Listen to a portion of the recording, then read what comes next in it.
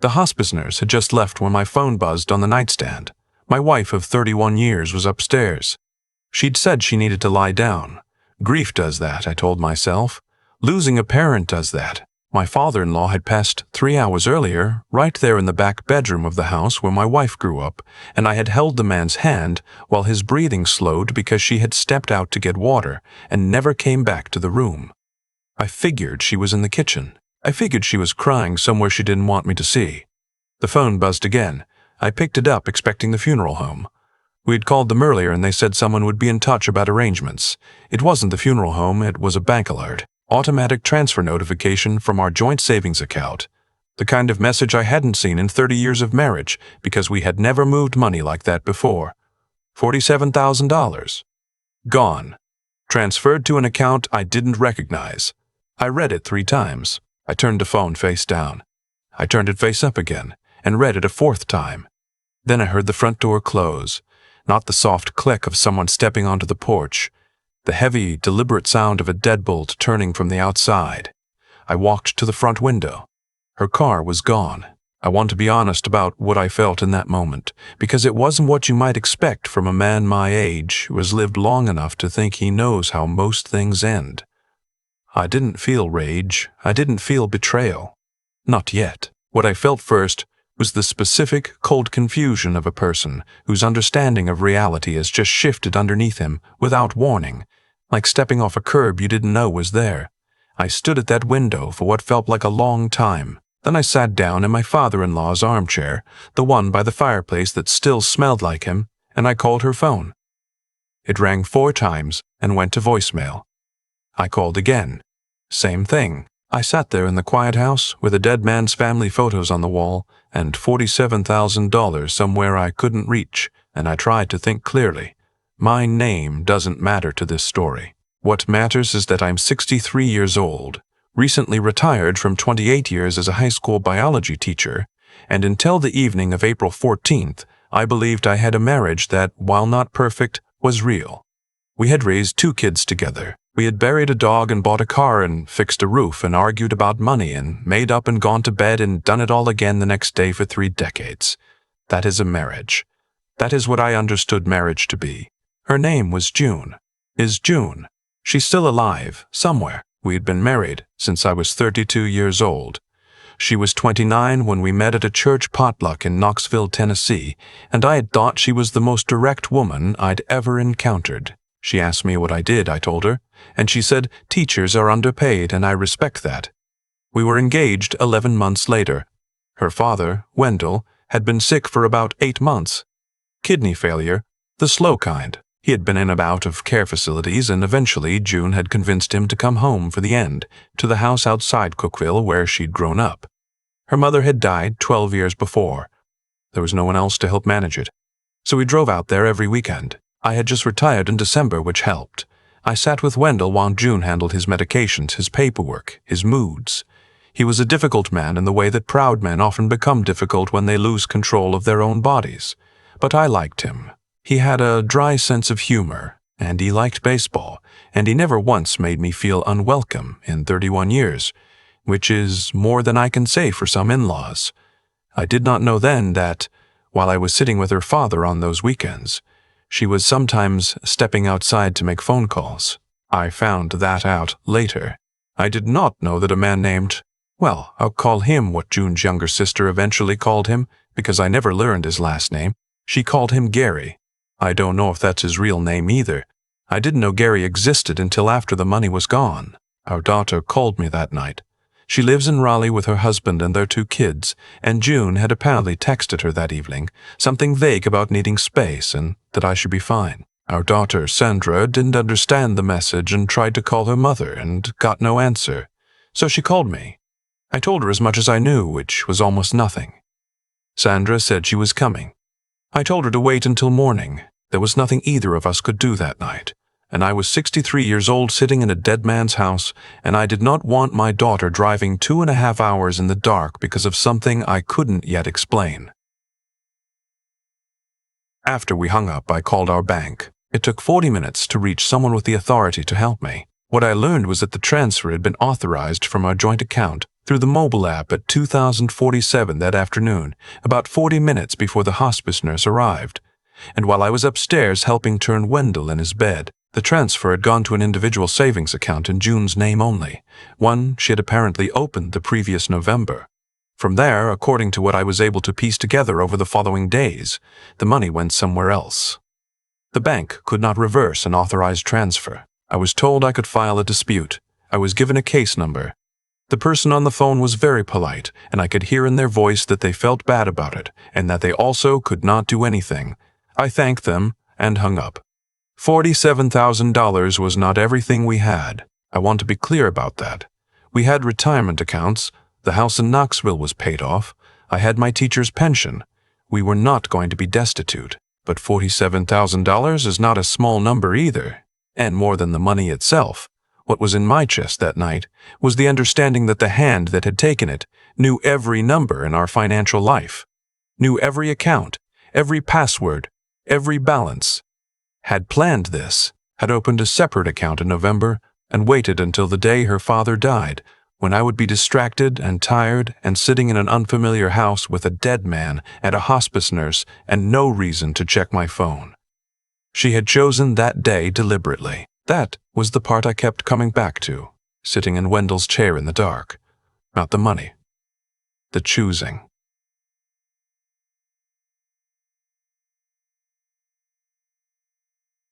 Sandra arrived by 9 the next morning.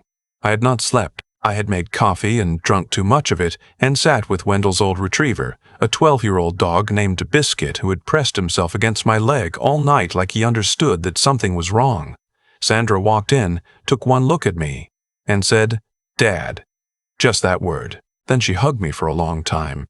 She was the one who found the text thread. June had left her iPad on the kitchen counter.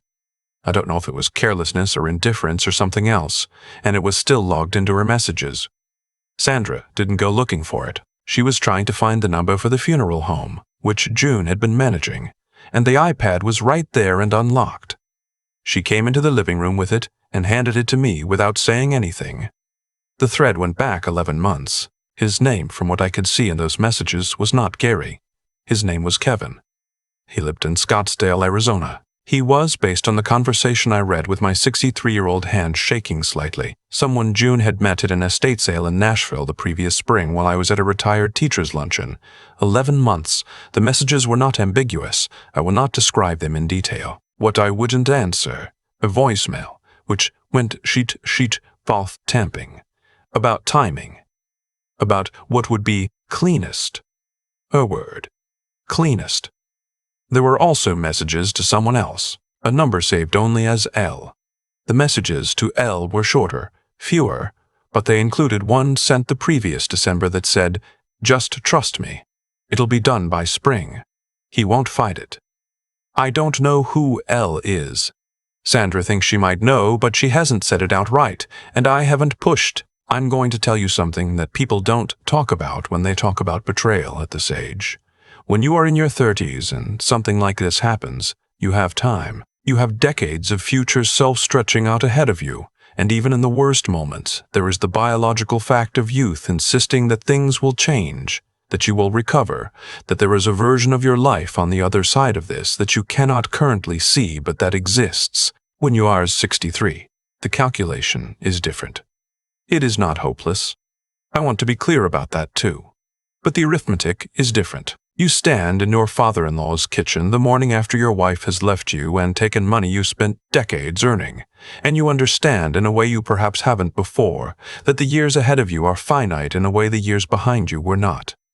That is a specific kind of grief. It sits differently.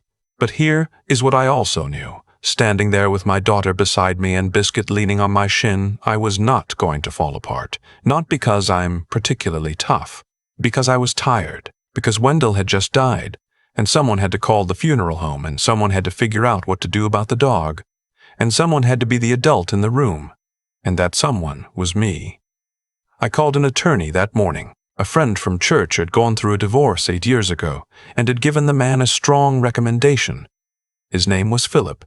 He answered on the second ring, which I appreciated. I told him everything. He listened without interrupting, which is rarer than it sounds. When I finished, he said, "Okay, here's what we're going to do." That sentence did more for me in that moment than almost anything else anyone said in the following weeks. Philip moved quickly. Within 48 hours, he had filed for divorce in Knox County and initiated a legal hold on what remained of our joint assets, which meant the checking account and a joint investment account we'd been building since the early 2000s. The savings account was already gone, but the transfer, made from a joint marital account without my knowledge or consent during an ongoing marriage, was legally categorized as dissipation of marital assets. Tennessee law takes that seriously. June did not have a lawyer yet, as far as Philip could tell. Or if she did, that lawyer hadn't filed anything. She was in Arizona, or so the credit card records suggested when Philip's paralegal ran the preliminary financial trace. She had used our joint credit card, the one I hadn't yet thought to cancel, at a hotel in Scottsdale on the night she left. She used it twice more over the following 3 days before I caught it and called to freeze the card. A hotel, a restaurant, a Walgreens. I don't know what she bought at Walgreens. I chose not to find out. Philip told me not to contact her. He said this more than once, and I want to be honest and say that I followed that instruction for 11 days before I didn't. Not because I was angry, because on the 12th day after she left, our son called from Portland. His name is Dale. He's 34, works in logistics, has never been easy with emotions, takes after my side of the family in that way. He called and said he'd heard from his mother. She had texted him that she was starting over, and that she hoped he'd understand someday, and that she loved him. Dale's voice on the phone was the kind of flat I recognized from when he was 16, and trying not to cry. I broke Philip's rule. I texted June. I said, "Dale called me today. He needs to hear from you. That's all I'm asking." She read it. I could see the read receipt. She didn't respond. I called Philip and told him what I'd done. He sighed, not unkindly, and told me not to do it again. The next few weeks were the kind of slow administrative grind that people don't show in movies about divorce because it isn't dramatic in the conventional sense. It's paperwork and phone calls and waiting. It's sorting through 31 years of shared financial life and figuring out whose name is on what and what the house is worth and who gets which portion of whose pension. Sandra came back 2 more times. She managed most of the household paperwork for Wendell's estate, which fell to June by default, but which June was not responding to. She got the funeral arranged with the funeral home, or were very understanding about the circumstances. She took Biscuit home to Raleigh, watching my daughter handle all of that. Watching her be competent and steady and quietly furious on my behalf was one of the harder things about those weeks. I had spent 30 years watching my kids struggle and helping them through it. Having it reversed, having her take care of me, required something from me that I don't have a clean word for. Acceptance, maybe. Gratitude without guilt. I also talked to Philip about the L messages. He said the identity of L might matter in the final settlement, particularly if L had prior knowledge of the financial planning. He had a colleague who did investigative work. I gave my authorization. What came back 3 weeks later was something I sat with for a long time before I told anyone. L was June's younger sister, Roberta. Roberta had been at Wendell's bedside twice in those final weeks. She had brought food. She had hugged me and said I was a good man and that Wendell was lucky to have me in his corner. She had said all of this knowing. I am 63 years old. I have been around long enough to know that people are capable of extraordinary things on both ends of the spectrum. I thought I knew Roberta. I had known her since she was 19. I had helped pay for her car once, a long time ago, when she was between jobs. I had thought of her as family. I thought about calling her. Philip advised against it. I followed his advice this time. The divorce was finalized 7 months later. Tennessee law does not require fault for divorce, but fault can be considered in the division of assets, the dissipation of marital funds. Philip's term, calm and precise, was documented thoroughly. The $47,000 from the savings account was addressed directly in the settlement. June's attorney, who appeared eventually, tried to argue that June had been managing her father's estate and that the transfer was administrative in nature. Philip had the timestamps. He had the messages from her iPad that Sandra had photographed. He had the account opening date in November, The judge was not sympathetic. I will not tell you the final numbers because they are private. What I will tell you is that I walked out of the courthouse on a Tuesday morning in November with Philip beside me and a settlement in my hand that was, in his words, about as good as it gets. The house in Knoxville was mine. The pension was protected. A significant portion of the transferred funds was ordered recovered through the division of other assets she had claimed. Philip shook my hand in the parking lot. He said, "Go home and get some sleep." I said, "I'll try." Dale came for Thanksgiving. He didn't talk about his mother much, and I didn't push. At some point on Wednesday evening, after we'd watched football for 2 hours and eaten more chips than either of us needed, he said, "You okay, Dad?" I thought about it. "Getting there," I said. He nodded. That was enough for us. Sandra still has Biscuit. The dog turned 13 in March. She sends me photos sometimes. Biscuit on the couch in Raleigh with her kids climbing on him, and he has the same long-suffering expression retrievers have perfected over 10,000 years of tolerating humans. I have been back to Cookville once to deal with the final details of Wendell's estate. The house sold in January. Standing in the empty living room on the day of closing, I thought about the last months of that man's life, how he had not known what was happening between his daughter and her husband while he lay in the back bedroom. How he had died on a day that someone had chosen because it would be convenient. I hope he didn't know. I genuinely believe he didn't. He was a decent man, and he deserved better than to be used as a backdrop for someone else's plan. I think about him sometimes in the evenings when the house is quiet. Not with grief exactly, though that's part of it. More with the particular feeling you get when you understand, finally and without ambiguity, who was in your corner and who only appeared to be. I made coffee this morning in the kitchen of my house. My house, I'm still getting used to saying that without the asterisk. And watched the light come up through the window over the sink. It came in slow and flat and golden, the way it does in spring in East Tennessee. And for a minute I just stood there and let it. That's the thing about 63. You have been around long enough to know that the light is going to come back. You have survived enough winters to believe it without needing anyone to tell you. I stood there until my coffee was done. Then I got on with the day. I've thought a lot about the word cleanest. That was the word my wife used in her messages to Kevin when they were planning how to time everything. Cleanest.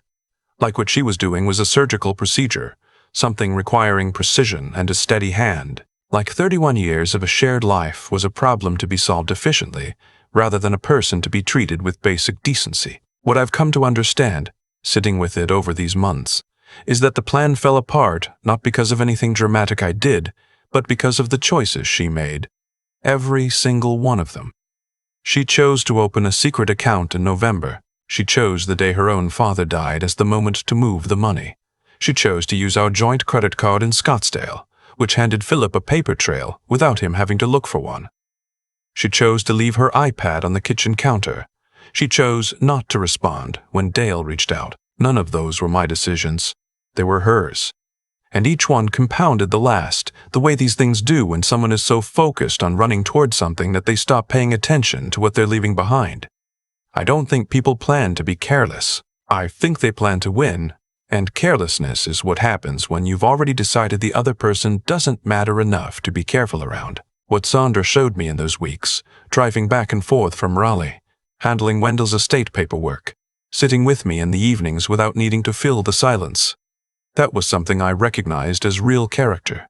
Not performed, not strategic, just a person doing what needed to be done because it was the right thing and someone she loved needed her. She didn't fall apart and she didn't pretend it wasn't hard. She held both things at once. I have watched her do that her whole life, and I somehow still manage to be surprised by it. Dale is slower with it. That's okay. He comes from a long line of men who process quietly and sideways. He showed up for Thanksgiving. He watched football with me. He asked once if I was okay. That was enough. That was more than enough. What I keep returning to is this. The qualities that got me through the worst of it weren't things I found in a crisis.